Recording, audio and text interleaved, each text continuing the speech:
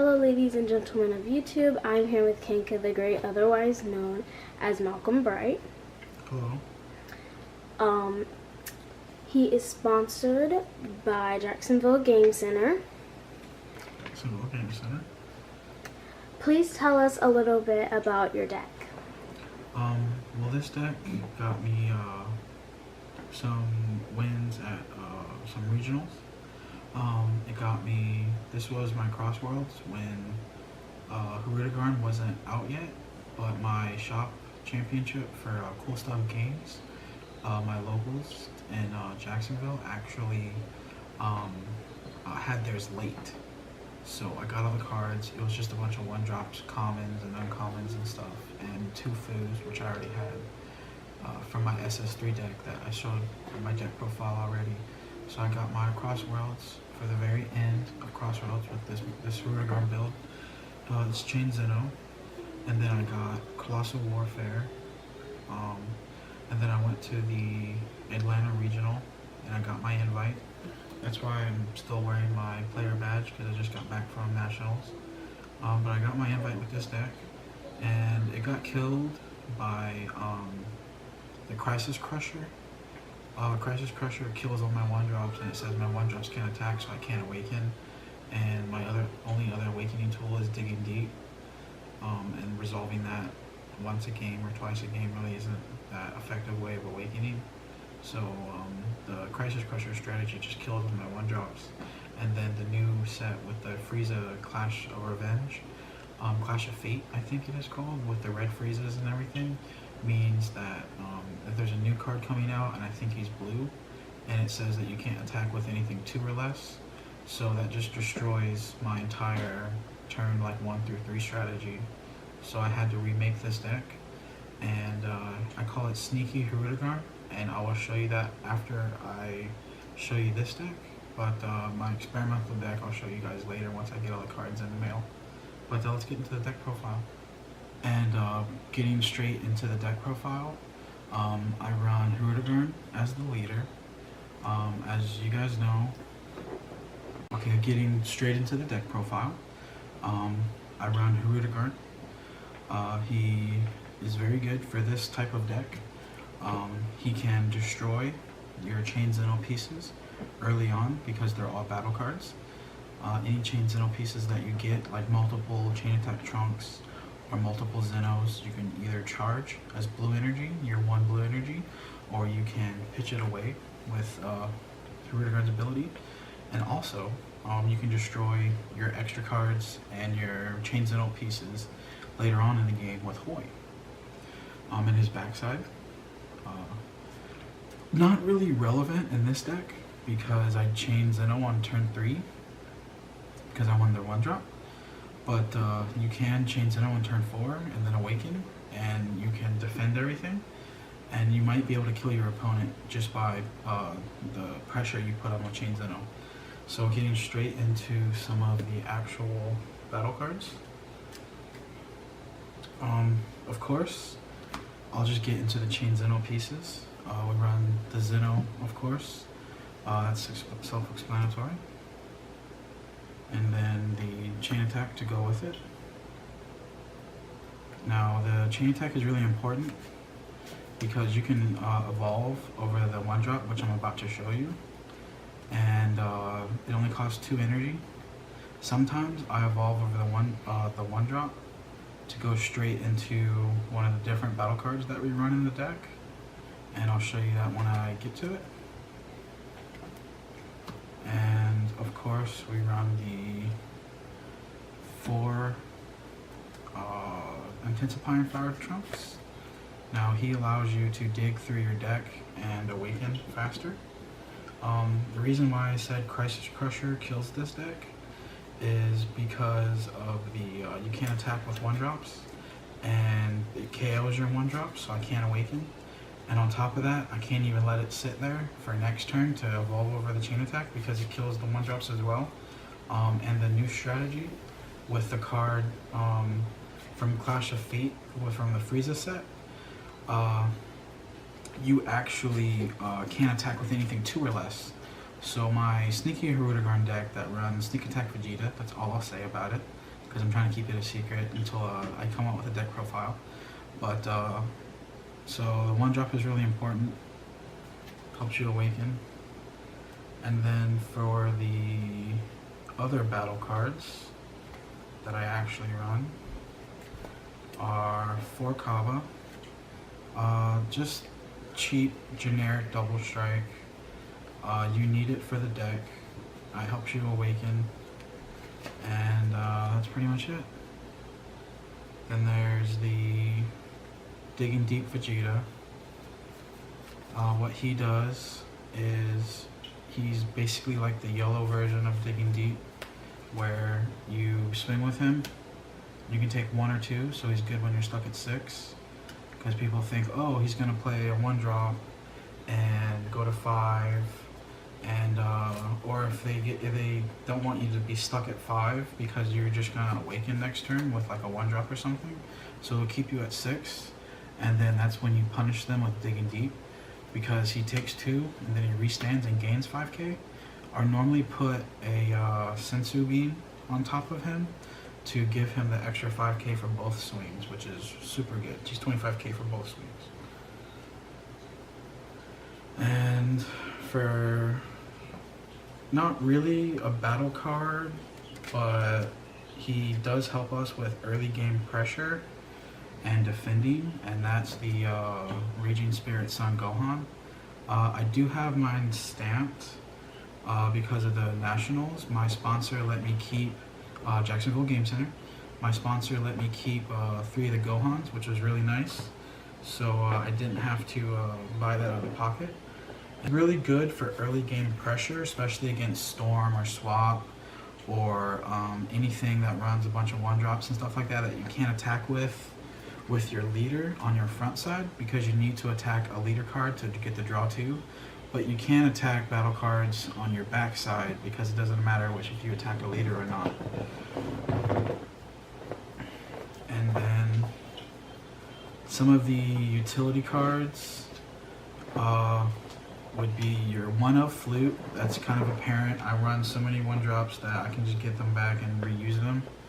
I had a Kaba army one time where I summoned 3 Kabas and I awakened myself. And I untapped 2 and I played the Flute, drew a card, the pseudo drew a card from Kaba, and Brew played the Kaba and swung for game on a Janemba player because he already used his free negate from his leader, and he thought I was completely tapped out and he forgot about my awakening ability. And then I run 2 Flame Cannons.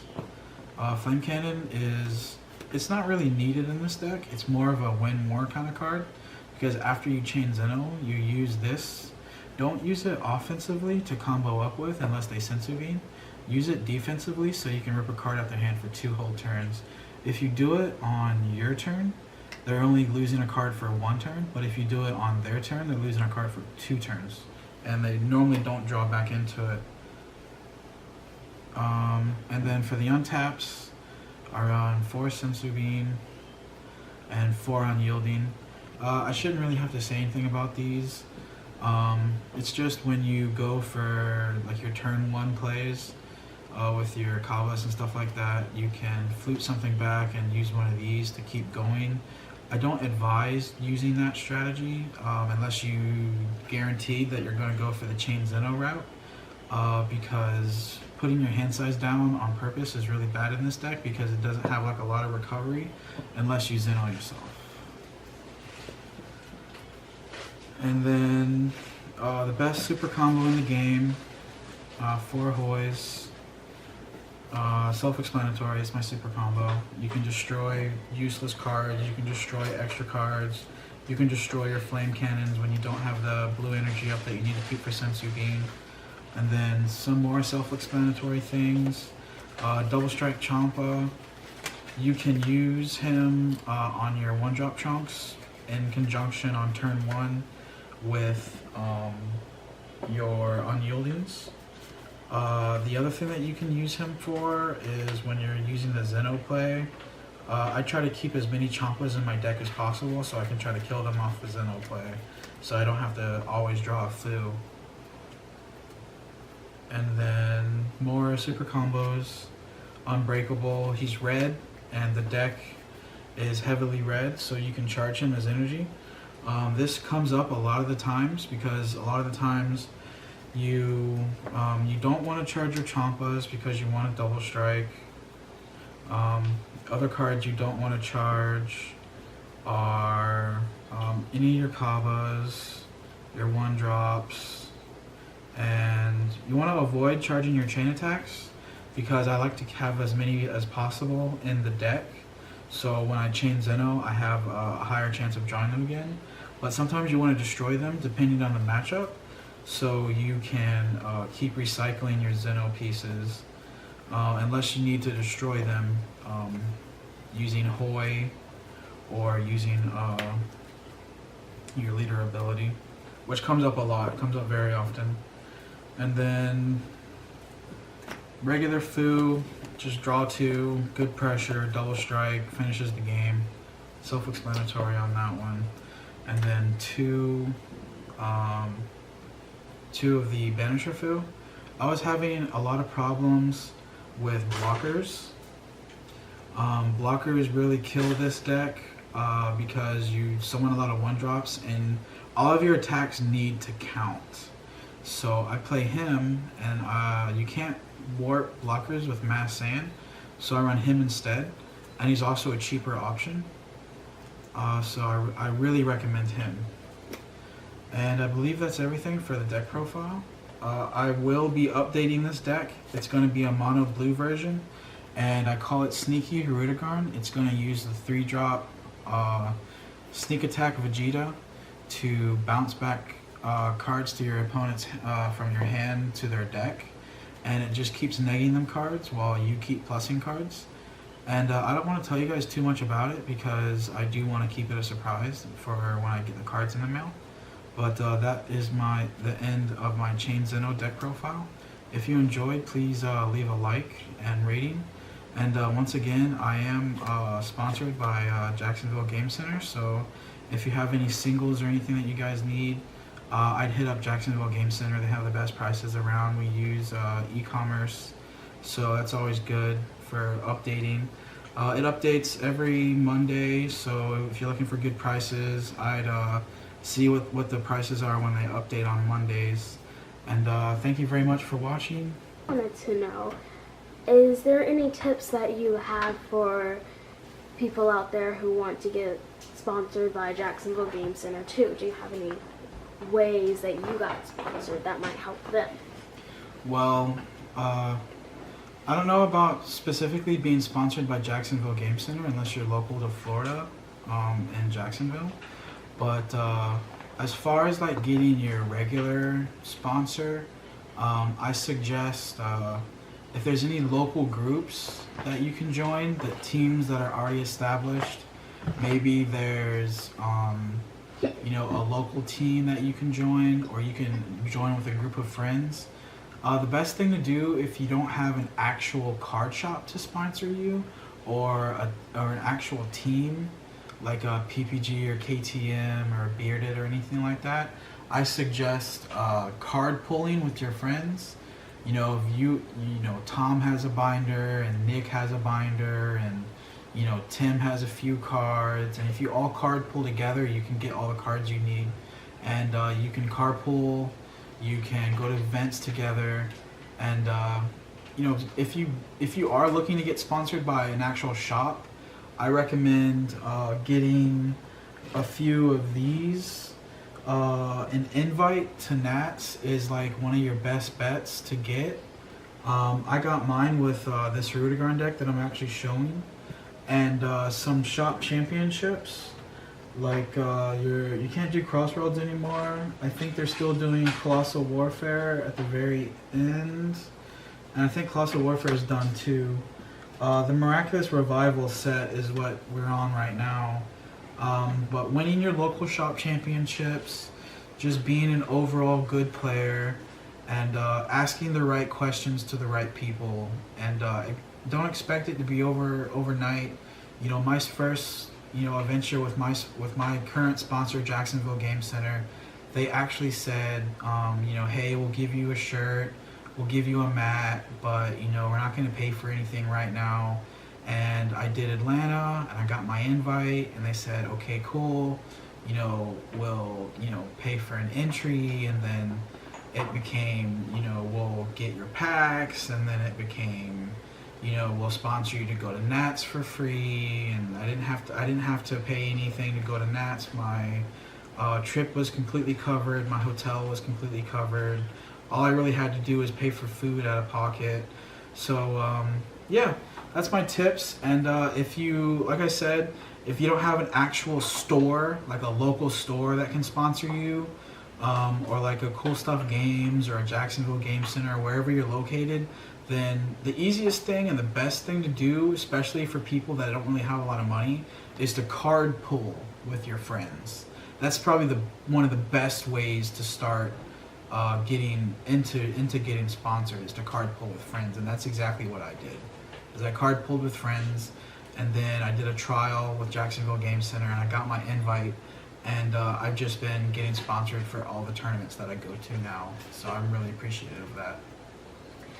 And I also have one more question, and I wanted to know, what card did you use that allowed you to win the championship that you just had, the one in Ohio? The one in Ohio, I actually used a completely different deck, color I've never played before, green, androids. I thought it was a really good meta call. Unfortunately, I played like 3 mirror matches back to back, like off rip. Game 1 was an android mirror match. Game 2 was Storm. I beat Storm. Game 3 and 4 was like androids. Game 5, androids. Game 6, Shinron, Gogeta. And then game 7, 8, and 9, I think, were Storm variants. And another Cell chain. It was just, there was Cell everywhere. There was a lot of mirror matches.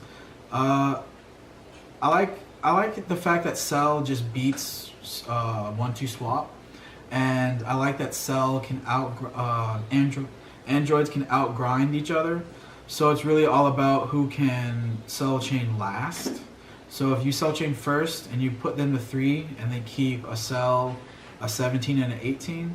Then you can kill their Cell chain and then Cell chain them back, and then you're up advantage, and then they have to start dropping 18s and 17s to start recovering and everything. But I will show you my Cell deck right after this deck profile. Thank you very much for watching. This has been my Chain Zen-oh deck profile.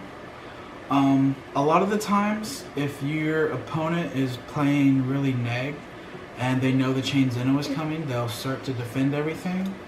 That's when you destroy all your Chain Zen-oh pieces and go straight into your Foos. You go straight into your double strike Champas, and you just abuse the double strike to get your opponent down to 0.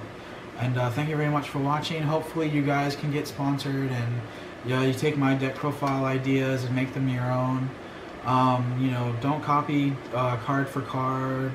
Have some originality, and if you do want to copy card for card, when you do, face people at your locals, just tell them it was my deck profile that you saw, and give me a shout out, and that would be great.